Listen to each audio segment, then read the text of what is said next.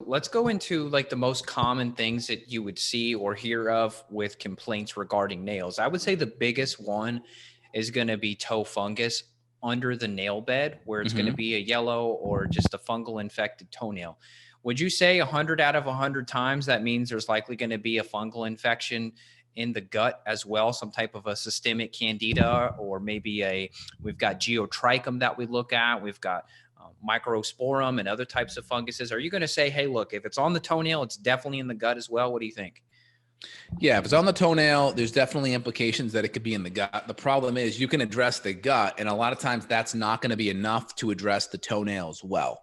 Mm. Just because the time you put herbs into the gut or whatever, time it gets into the bloodstream, makes its way all the way down to your toe, unless it's a very minor fungal infection, most of the time you're going to need to hit it topically because your immune system and all these antifungals takes a long time to get to the outer periphery of where these fungus is located. So it's tough. So in general, yes, we should address the gut, and then we should also address it topically on the nail. So we got to hit it from both ends, inside and outside, kind of put that fungus between a rock and a hard place.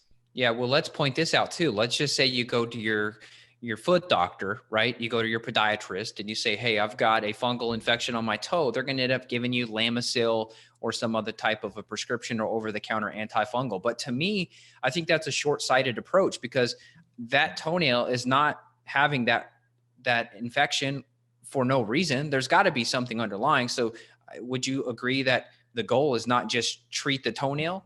Because aren't you missing something else probably? Yeah, if it's really bad, you definitely want to be addressing your diet, because a lot of the fungus or yeast, which is primarily that yellow discolored nail, is going to be fungus in that area. You got to stop what's feeding it. So, of course, you want to look at the diet and stop feeding it all the refined carbohydrates. That's number one. Number two, you want to address the gut issues to begin with. The candida, which is a kind of yeast or fungus, whether it's microsporidia or rhodotorula, you want to address and knock down some of these yeast. And then more than likely, we're going to topically hit it as well. Now, some of the Lamisil or the other medications that are antifungals, very hard on the liver. So if you're going to go that way, definitely take some herbs like milk thistle, and take some extra glutathione to help support and tonify the liver if you're going to go that way. Now, topically, we can use things like melaleuca or tea tree and or oil of oregano and topically rub it on the nail. That's number one. And number two, we can also do a fungal soak as well. And the fungal soaks work phenomenal. So there's a couple. I have one that's an herbal concoction. Then you mix it with apple cider vinegar. That works amazing. That's my herbal nail fungus soak. That works phenomenal.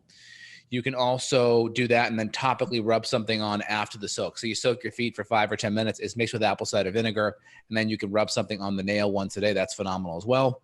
Number two, some people, they'll just do the topical nail as well. I like doing the whole foot. That way, if there's any fungus between the toes or in the heel or wherever in the skin, you kind of get all of it versus just some of it. So nail fungal soak with also topically hitting the nail as well.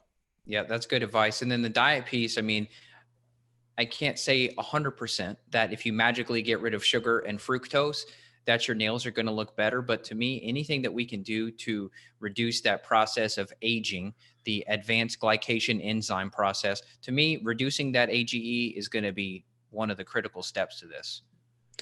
Yep, exactly. The less stress in your body, the better. I mean, nail fungus is really unique because once you fix a lot of the root cause stuff, that may not go away. So you got to really topically hit it as well.